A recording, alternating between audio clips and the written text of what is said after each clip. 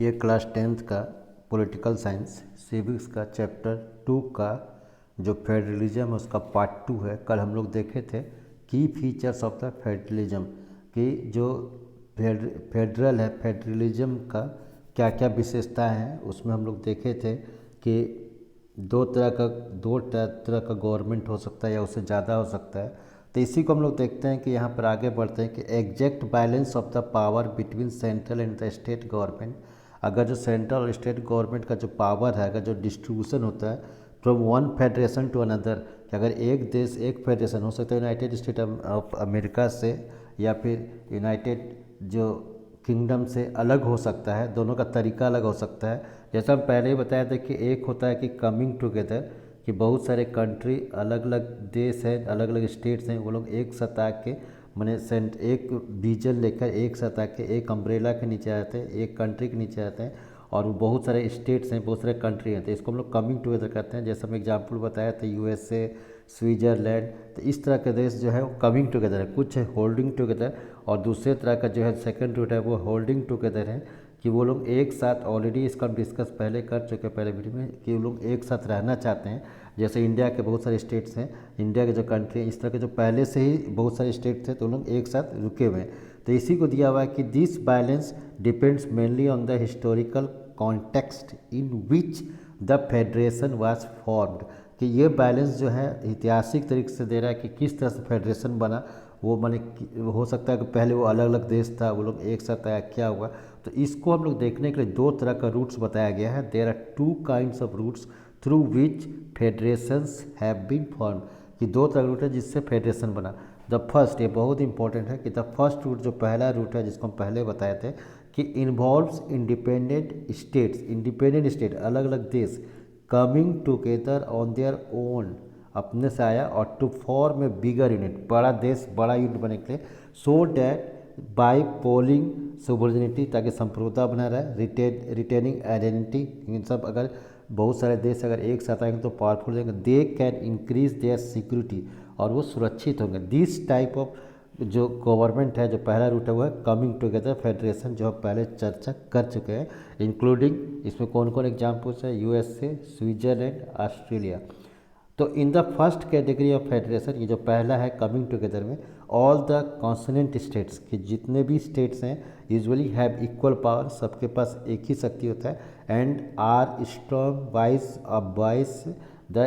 Federal government, और सबको माने कि जैसे इंडिया में है कि सेंट्रल गवर्नमेंट का कोई भी कानून बनाता है तो स्टेट गवर्नमेंट में इम्प्लीमेंट हो जाता है, लेकिन वहाँ ऐसा नहीं है। अब the second route, the second route जो है ये भी इम्पोर्टेंट है, is where a large country, बहुत बड़ा देश है, decide to divide the power between, कि बहुत सारे देश में बहुत सारे स्टेट्स है कि वो अपना पावर को डिस्ट्रीब्यूशन करता है between the consonant state and the national government. जैसे इसका एग्जांपल है India, Spain, Belgiums are example of this kind of holding together, कि सब एक साथ रहना चाहते हैं। तो इन दिस सेकंड कैटेगरी में central government tends to be more powerful, कि सेंट्रल गवर्नमेंट जो है ज़्यादा शक्तिशाली हो जाता है स्टेट के बनस्पत, wise states. Very open different consonant unit of the federation have unequal power, कि बहुत सारे फेडरेशन का जो अलग अलग देश में है इसमें कुछ बहुत सारे स्टेट्स का पावर भी रहता है, जिसको हम लोग स्पेशल पावर देता है। Sub units are granted special power. जैसे इंडिया में था जम्मू कश्मीर का था कि आर्टिकल 370 लगा हुआ था पहले, जब से कंट्री, जब ये जम्मू कश्मीर इंडिया में शामिल हुआ तो आर्टिकल 370 के तहत इसको स्पेशल पावर दिया गया था, जो कि 2019 में उसको विड्रॉ कर लिया गया। अब यहाँ पर है आगे देखते हैं कि ये कुछ कार्टून दिया गया है कि नेपाली सिटीजन का, इसको उतना इम्पोर्टेंट नहीं, आप देख सकते हैं। अब इसका जो नेक्स्ट टॉपिक है वाट मेक्स इंडिया अ फेडरल कंट्री, कि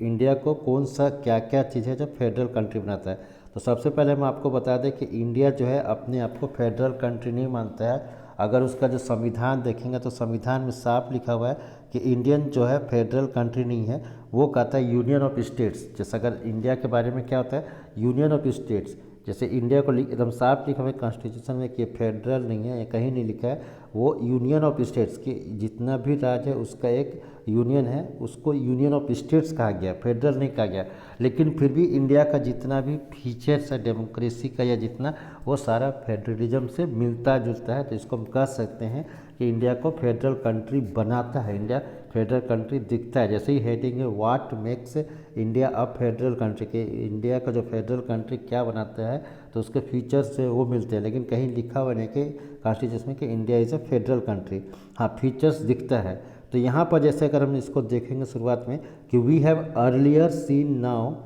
small countries like Belgium and Sri Lanka face so many problems of managing diversity, कि हम ऑलरेडी पढ़ चुके हैं कि बेल्जियम और श्रीलंका में कितना डाइवर्सिटी है, उसको दूर करने में क्या क्या उपाय क्या है। What about vast country like India, तो भारत जैसे विशाल देश के लिए क्या है, with some so many languages की बहुत सारे भाषा है, रिलीजन है, धर्म है, क्षेत्र है। So what are the power sharing arrangement in our country, कि हमारे देश में क्या पावर शेयरिंग बनाया गया है। Let us begin with the constitution, अगर संविधान को देखें तो India had emerged as an independent nation, जब इंडिया आज़ाद हुआ after a painful and bloody partition, जब उसका बहुत दर्द भरा और जो खूनी माने कि जो बंटवारा हुआ, सून आफ्टर इंडिपेंडेंस माने स्वतंत्रता होने के बाद, सेवरल प्रिंसियल स्टेट्स, बहुत सारे जो प्रिंसियल स्टेट्स है करीब 500 से लगभग ज़्यादा प्रिंसियल स्टेट्स है, become a part of the country, देश का भाग बना। The constitution declare India as a union of state, यहाँ देखिए जो पहले मैंने बताया कि जो कहीं भी कॉन्स्टिट्यूशन नहीं लिखा हुआ है, कॉन्स्टिट्यूशन में लिखा हुआ है कि constitution declared India as a union of state, although it did not use the word federation, कहीं पर फेडरेशन वर्ड यूज नहीं किया गया। The Indian union is based on the principle of federation, ये देखना कि इंडियन यूनियन जो बना हुआ उसका जो सिद्धांत फेडरेशन का उसी पर आधारित बना है, लेकिन कहीं लिखा हुआ है कि इंडिया नहीं लिखा हुआ है कि India is a federal country. Let us go back to the 7 features of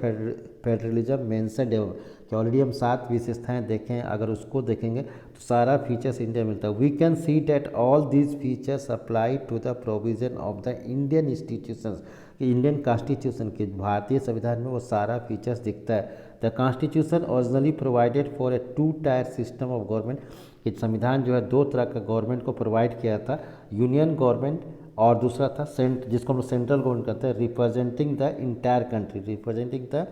the entire country, पूरे देश के लिए वो लागू होता है for the union of the India, and state government, दूसरा स्टेट गवर्नमेंट। लेटर बाद में 3rd टायर ऑफ फेडरलिज्म लाया गया, जिसको हम लोग पंचायती सिस्टम या लोकल गवर्नमेंट या म्यूनसिपलिटीज़ कहते हैं। एज इन एनी फेडरेशन, किसी और दूसरे फेडरेशन की तरह, this different tier enjoy separate jurisdiction, हर जितना टायर है सेंट्रल गवर्नमेंट या फिर स्टेट गवर्नमेंट या फिर जो लोकल गवर्नमेंट है उसकी अपनी शक्तियाँ हैं। The constitution clearly provided a 3-fold distribution of legislative power between the union government and the state government, तो इसीलिए इसको हम लोग 3 लिस्ट कहा गया। तो अब यहाँ आप देखा है कि हर जो यूनियन लिस्ट का यूनियन गवर्नमेंट में क्या क्या पावर है, या तो हम पहले ही बोले कि हर शक्ति को 3 लिस्ट बांटा गया, यूनियन लिस्ट, स्टेट लिस्ट, तो इसको समझना होगा। यूनियन लिस्ट माने कि जिसका जो है जिसके यूज कर सकते हैं सेंट्रल गवर्नमेंट, फिर इसके बाद स्टेट लिस्ट जिसका यूज कर सकते हैं, जिसका पावर स्टेट गवर्नमेंट के पास है, और तीसरा है कंकरेंट, जो है वो जो दोनों के पास शक्तियाँ होती है, कंकरेंट है, दोनों भी यूज कर सकता है। और अगर कोई भी पावर अगर नहीं लिखा हुआ है तो वो रेजिडुअल में आता है। रेजिडुअल में होता क्या है कि वो सेंट्रल गवर्नमेंट उस पावर को यूज करेगा, जैसे कंप्यूटर जो कॉन्स्टिट्यूशन बन रहा था उसमें नहीं लिखा हुआ है तो वो सब शक्तियाँ जो है वो सेंट्रल के पास है। Union list include subject of national importance, जो कि राष्ट्रीय हित में हो, सच एज डिफेंस, रक्षा और defence of the country,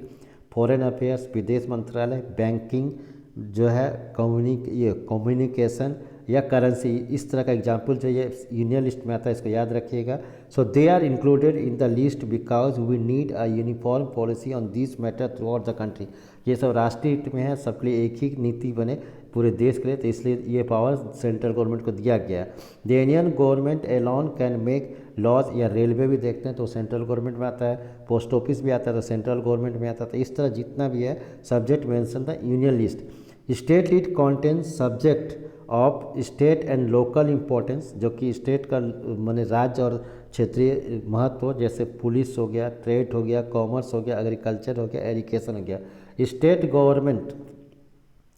state government जैसे स्टेट, यहाँ पर हम देख रहे थे कि state governments, forest, trade union, marriage, यहाँ जो दिया हुआ है तो इसको हम लोग देख रहे हैं कि स्टेट लिस्ट। उसके बाद जाके अब हम लोग देख रहे हैं, एक मिनट, यूनियन लिस्ट हो गया,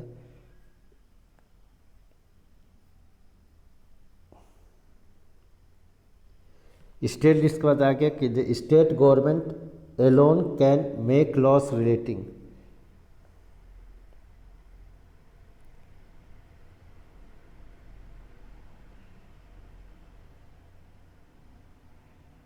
एक पेज यहाँ पर छूट रहा है, तो यहाँ पर दिया हुआ है कि एक्चुअली स्टेट गवर्नमेंट जो है, तो इसके बाद जाके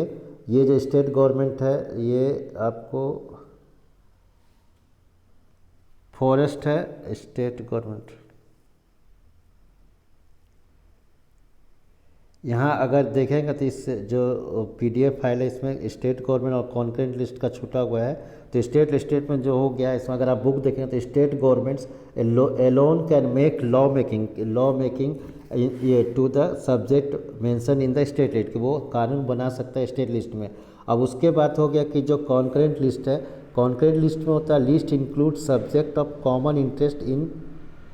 to both union government as the state government, दोनों के पास हो सकता है। जैसे एजुकेशंस हो गया, यहाँ पर एजुकेशंस हो गया, उसके बाद जाके एजुकेशंस के बाद जाके फॉरेस्ट हो गया, education, forest, trade union, marriage, adaptation and succession, कि दोनों में वो कानून यूनियन लिस्ट और स्टेट गवर्नमेंट बना सकता है on the subject mention in the list. So if their law conflict with each other, अगर दोनों में लॉ ये हो जाता है तो उसको यूनियन गवर्नमेंट को प्रिवेल दिया जाता है कि कौन जिसका महत्व होता है। यानी देखेंगे तो इस जो कॉन्करेंट लिस्ट में आता है उसमें आता है एजुकेशन आता है, फॉरेस्ट आता है, ट्रेड यूनियन होता है, मैरिज होता है, एडेप्शन होता है, सक्सेशन। अगर किसी मैटर में विवाद होता है तो वो यूनियन गवर्नमेंट का जो कानून है उसको इम्पोर्टेंस दिया जाता है। What about subject that do not fall in any of the three list, उस सब्जेक्ट क्या होगा जो तीनों में नहीं लिखा हुआ है। तो और subject like computer software that came up after the constitution was made, जो कॉन्स्टिट्यूशन, जैसे मैंने पहले बताया कि संविधान बनने के पहले,